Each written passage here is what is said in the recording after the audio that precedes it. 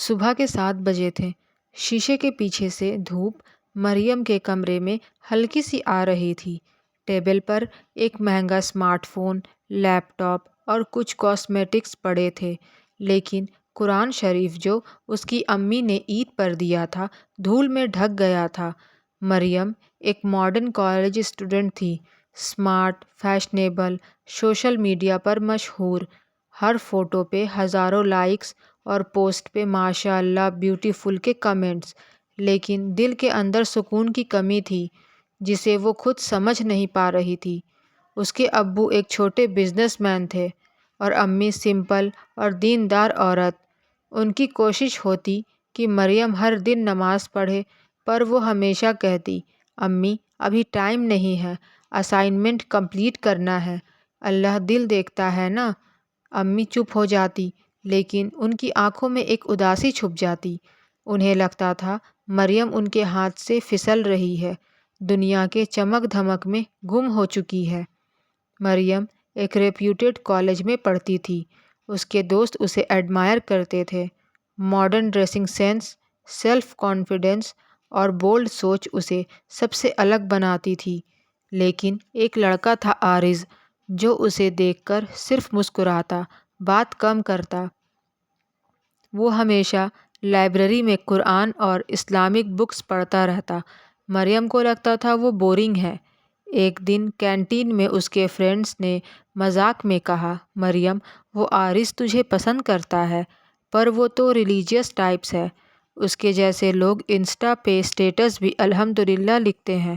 سب ہنسے اور مریم بھی۔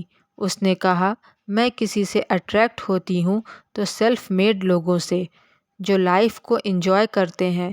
زندگی اتنی سیریس بھی کیا رکھنی؟ لیکن وہ نہیں جانتی تھی کہ زندگی ہمیشہ انجوائے کرنے کا نام نہیں ہوتی۔ کبھی کبھی اللہ ایک وقت ایسا دکھاتا ہے جہاں انسان کو اپنے گناہ دکھائی دیتے ہیں۔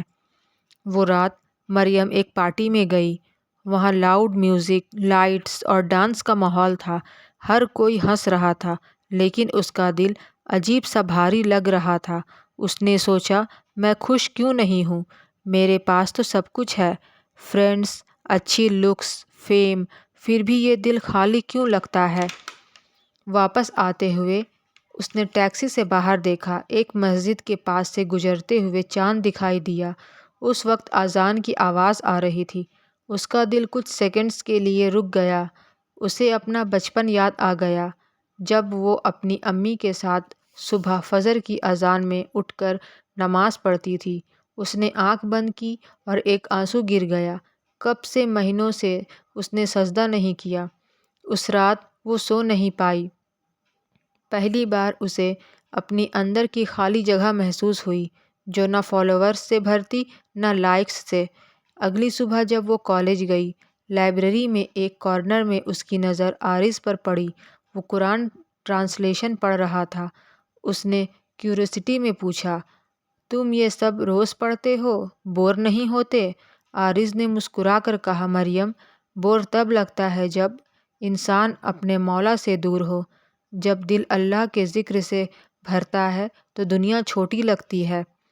مریم کچھ سیکنڈز تک چپ رہی۔ اسے لگا وہ جیسے اس کے دل کی بات کہہ گیا ہو۔ اس دن کے بعد وہ لائبریری میں اسی شیلف کے آس پاس بیٹھنے لگی جہاں عارض ہوتا تھا۔ پہلی بار اس نے قرآن کا انگلش ٹرانسلیشن کھولا۔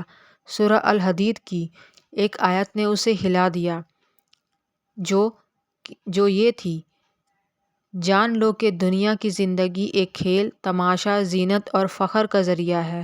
اس نے سوچا، کیا میری پوری زندگی بس ایک تماشا تھی؟ گھر آ کر مریم چپ چاپ امی کے پاس بیٹھی۔ امی نے پوچھا، سب ٹھیک ہے بیٹا؟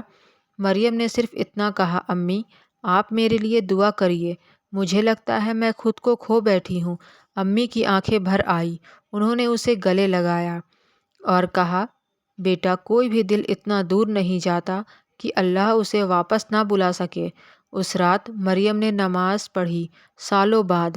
اس کی آنکھوں میں آنسو آ گئے۔ ہر سجدہ ایک توبہ بن گیا، ہر آنسو ایک نئی روشنی۔ اس نے پہلی بار اپنے دل کے اندر ایک سکون محسوس کیا، وہ سکون جو نہ دنیا کے مہنگے فون میں تھا، نہ میک اپ میں، نہ فالوورز میں۔ کچھ ہفتوں میں ہی مریم بدلنے لگی۔